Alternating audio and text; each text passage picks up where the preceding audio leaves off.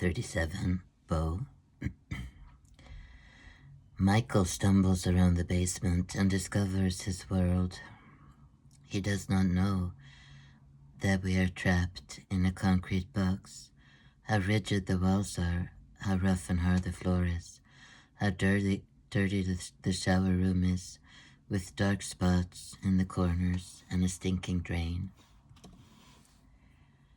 We stand in a cluster and smile as he exercises his little crooked legs and runs in a circle. His eyes are clean like the sky after rain, and his little mouth opens in wonder as we tell him things, as we explain where eggs come from and tell him about the animals. He becomes obsessed with roosters and wants to know everything there is to know about them. When we give him a bath, he splashes unabashedly so that we pretend to be horrified, that we get injured, and then he collapses with laughter. And he cries as freely as he laughs when his finger gets caught in the fridge or he gets detergent in his eye. He knows nothing of longing or fear. He is the sweetest thing in the world, a little boy who is already becoming his own person. At night he sleeps with Eva. We all lie in the dark and listen as Eva sings to Michael. It's our favorite time of day. He wraps his finger around Eva's hair and sleepily rubs the strand with his thumb. Eva gives birth to her second child on one of our old jackets. The little ones pretend not to notice and watch a video for the 113th time. In the midst of Eva's crying fits, she comes down to the basement. We look up from the TV screen. Will we get food? Eva sees her and calls out, "Mom." And then Eva has a memory from her childhood. Once she put her arm over Eva's little shoulders after a parent-teacher conference at school. This helps Eva to push the baby out. It's a girl.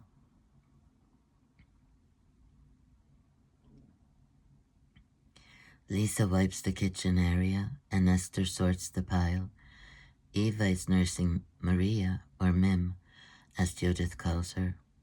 Mim is wrinkled, a red being, grunting, smacking, and squeezing the air with her little fingers. She's wrapped in rags and blankets. The diapers they throw down are already used up. I sit next to her. Eva sniffles. The tears flow and flow, silently, wordlessly. "I don't know," she whispers to the cellar.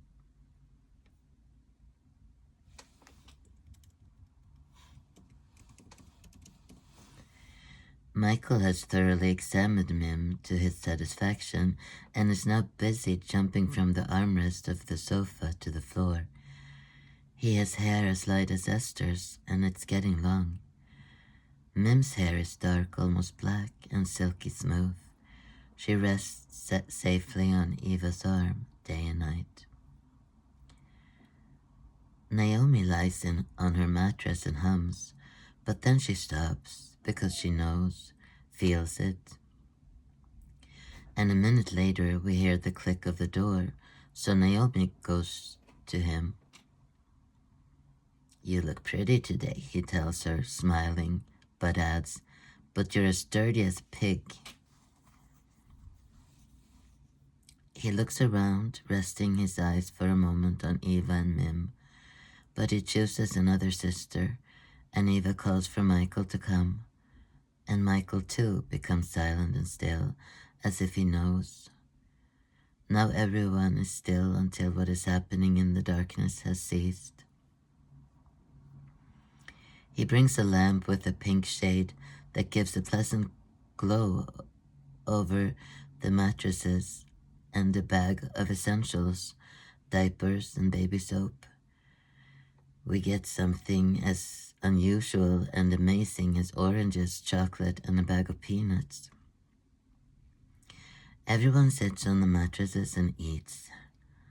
Michael makes surprised faces as he puts the orange in his mouth, making us smile. Adina puts on a video and Naomi, Miriam, and Judith squeeze in next to her on the sofa like the kittens in the basket did and put their thumbs in their mouths. Eva is tired, so Lisa takes over and carries Mim to the sink and washes her and wraps her in something clean.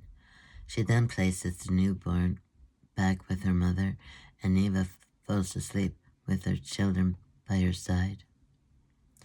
I go to Ada, who is reading a book for the fifth time in the pink light of the lamp, and lie down next to her. Esther and Lisa are sitting at the table playing cards hopelessly.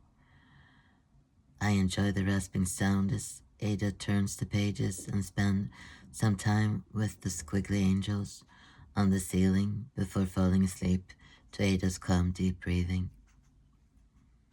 I dream of Yellow Bush and Big Tree, but I can't hear what they say because Mim screams so loudly and takes me back to the cellar. Hush, Mim, asked Judith. Feed her, Eva. She's warm, says Eva. We sit on the mattress and look at Mim. Her skin is mottled with red marks. What's wrong with her? Eva says. Feed her. But she just got some. There's no more now. We sit and wait while Mim screams and screams until she can't scream anymore and just chokes. Mim's rash remains for a few days before fading away. We search through the books for answers, and Ada concludes that Mim had an allergic reaction, and we have a long, deep conversation about what and how, until we realize that what Eva eats affects the milk she gives Mim. It shakes up the basement a bit, this new information making its way here. She comes down and stands stiffly and sniffs. Mim starts crying. Eva rocks her, whispers. She studies Eva and Mim. Eva stands up carefully with Mim in place on her arm. Her name is Maria. Judith calls her Mim. Eva holds up Mim for her to see. She got sick the other day. She got a red rash all over her body. I was so scared. She has just forgotten, think the older ones, Eva, Esther, and Lisa. She has forgotten as if she had been hit on the head. She was our mother for 14, 15, 16 years. One day she will save us and take care of us, and all the pain will disappear, and everything will be fine. The next time she and he come down to the basement, they take Michael and Mim. He picks up Michael, so soft, bright, and sweet. But Michael does not know him and reaches out for Eva, while she takes Mim from Eva's arms. What are you going to do? As Eva asks. They don't answer. Mama, says Michael and reaches for Eva. But he walks away with Michael. Then they are gone. A flood of conflicting emotions flow through Eva, and she runs to the toilet. The rest of us close the door to our soul rooms, but Eva lies there making noise all night. Michael's happy little creature is not here. Mim's infant new life. Only we are left, the Wilson sisters. Eva gets up from the mattress after a few days and picks up where she left off, with school and laundry. Judith asks once when Michael is coming back. We don't know, says Eva. But for a moment every night, she closes her invisible door and talks to Michael and Mim as if they could hear her through the insulated ceiling, the floorboards, and the uncertainty. And you brush your teeth, and you're nice to Mim because she has allergies and needs her big brother, and you listen to Mama now. I love you. Sleep well now. Michael, good night, little girl.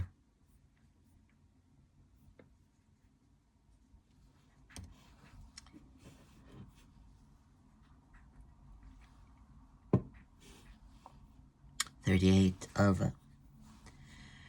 Twins are each other's children, each other's parents, each other's diaries. They are the link out and in. Two curly blonde identical twins in their 30s came to my apartment to look at some Cabbage Patch dolls I had for sale. They told me about their jobs, one in the school cafeteria, the other in a factory. They talked about their husbands and their children. This is how it could have been, I thought, but pushed the thoughts away. Now it was as it was, and there was no need to wish or mourn.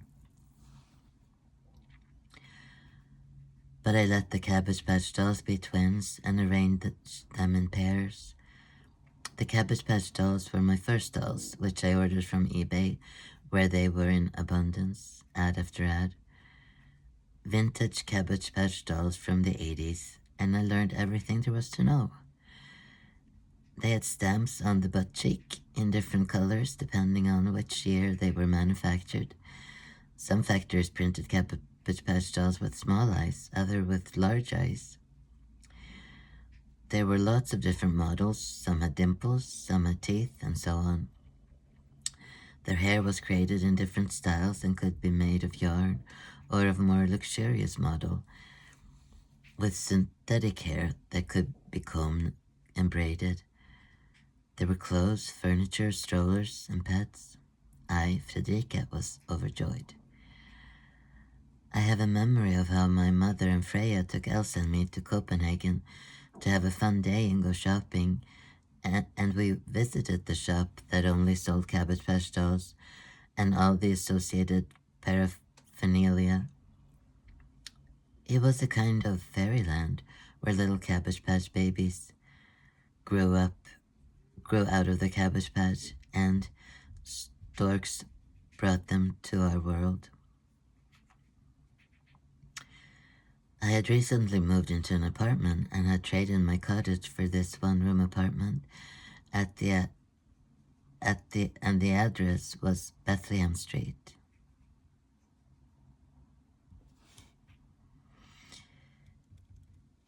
I was happy and relieved and didn't care that the house was inhabited by drug addicts and refugees who fought at night.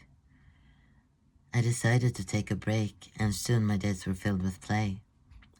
She, would go and collect packages of Cabbage Patch dolls, wash them and dress them in clean clothes, and line them up on shelves, which should soon line the walls of the single room. Bethlehem Street is a fitting name for the place I lived. It was now that I was offered a new path. In the parish hall, the group met twice a week, a self-help group that uses 12 steps, traditions, and character traits to uncover problems and behavior, to heal and become free of dysfunction. I walked into my first meeting with a handkerchief tied over my head, my back hunched and my head down. I was not thrown out. For the first time, I found myself in a community where I was welcome to talk about the difficulties in my life, including abuse. There was no one telling anyone what to say because everyone was taught to take responsibility for themselves. Nor was anyone taking care of anyone else because you had to focus on taking care of yourself. The therapy with Ulrike had ended after 2 years, granted by the state. I was neither sad nor happy that the therapy had ended, just eager to get on with life. I had received my high school diploma with a scholarship, and now I was free for some time to come. I took Kira by the leash and headed out on my bike. We also cycled along the seashore to the place where it was shallow and we could wade far out in the waves. My little otter amused herself with seabirds and foamy waves, swimming where it was deep, wading after me where it was shallow, and honking away after her sticks. Kira and I also had the Alnarp Park next to the beach, a thriving, glorious gardener's stream with well-cultivated vegetation from all corners of the world. There were the illuminated lawns between royal oak crowns and passed through corridors of foreign trees, shrubs, and flowers.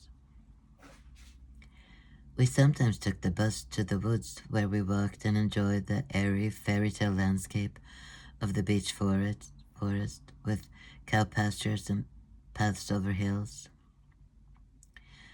The spirits of life returned, and life nipped and tugged at me, while Kira jumped right into it, and helped herself to scents and sticks. By I mean Fredrika.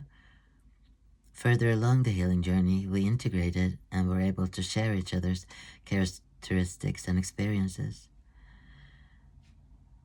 It was as if the lid was on and I couldn't get out. The therapy with Ulrike had been fine and good in many ways, but Ulrike was also deaf and impervious to much. She had had the effect on me that Fredrika grew stronger and completely took over. She had grown so strong from being planted and watered, appreciated and cared for by Ulrike that she thought she was the I, that is, the original. She changed her legal name to Fredrika, yet I reminded her somewhere that it was not so, which made her unhappy. So even though I was doing well on Bethlehem Street, I took the opportunity when it came to move on. I was not home yet.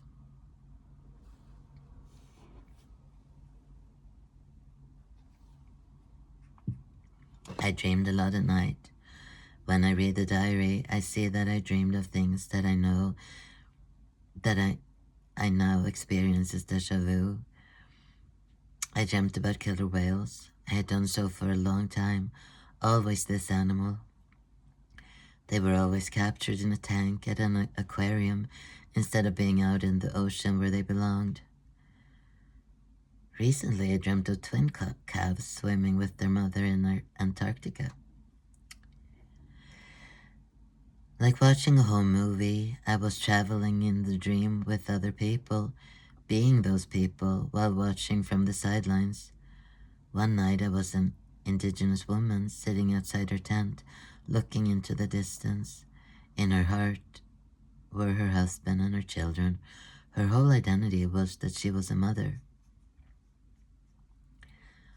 Over the years, I have had several dreams about people from other times, and I think it is possible that I have dreamt about my past lives.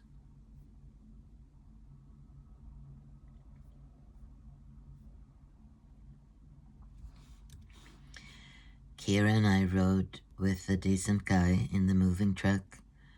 The cats, Elvira and Wally, no longer lived with me, but had been moved to a family living in the country. Wally could not be kept in an apartment, and I did not think it was fair to take only Elvira and leave Wally. The journey went from a small town to the capital, Stockholm. This is where we were once born. My life started from here, with everything there was and would be. Fredrika set off on her bike with Kira running alongside and reacquainted herself with bays and mountains. There was our old apartment with kindergarten in the opposite doorway, and Rolamsov's park with the beach where the vine still swayed from its tree branch. I'm back, I said. Grown up now, strong, a survivor. But had I survived? Ulrike said I had made enormous progress, as if a child would learn to crawl, walk, and run in a few days. But I didn't believe her. Somewhere inside me, a voice told me that I had not moved forward, but had moved sideways. At least I was flying again. Kira and I traveled over streets and squares, on bridges over the many bays of Lake Mälaren, where villas rested on the rocks far below, and we got to know Judar Woods. So for the first time,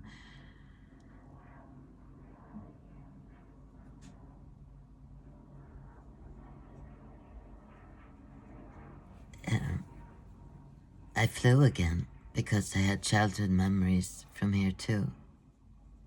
Yet I felt nothing, neither for our old apartment, the sandbox in Rollamsås Park, nor the mossy boulders or the lake of the woods, but down at the barbecue area on the cliff by the water where Kira dived in with paws that started paddling already in the air. I was up in the spruce tops, felt the smooth needles sweeping towards me, felt the scales of the cones.